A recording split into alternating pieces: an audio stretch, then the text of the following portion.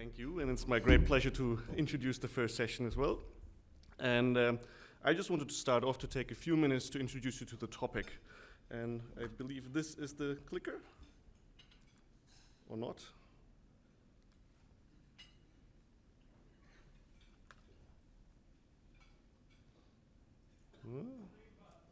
The green, oh yes, thank you. Didn't notice the big green button.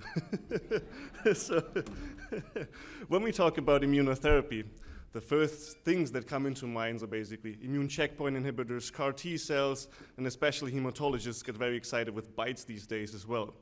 But I think it's very important to point out that this is just the tip of the iceberg of the potential that immunotherapy might offer or might not offer, we'll see later.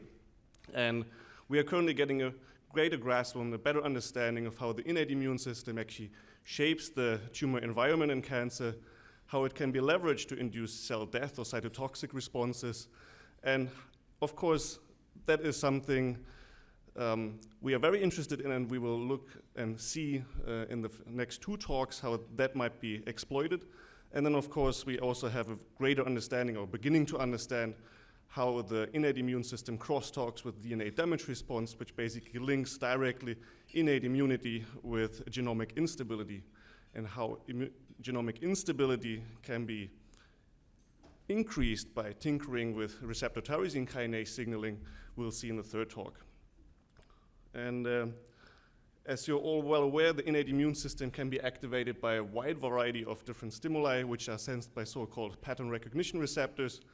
One of the clinically most useful examples is the interaction of toll-like receptor 4 with BCG, which we use for cancer therapy in bladder cancer.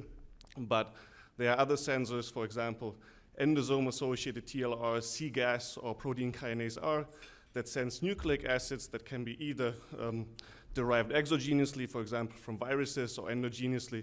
Here, prominent examples are micronuclei that release cytoplasmic or DNA into the cytoplasm and activate the cGAS pathway.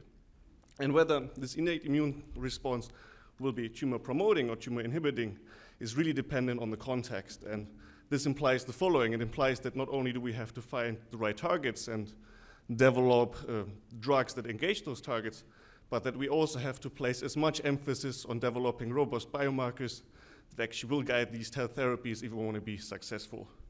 And with this, I conclude the little introduction, and I would like to invite to the stage Ms. Cheng Su, who is an MD PhD student at Duke University, and who will show us part of her research she's conducting together with David Kirsch at Duke.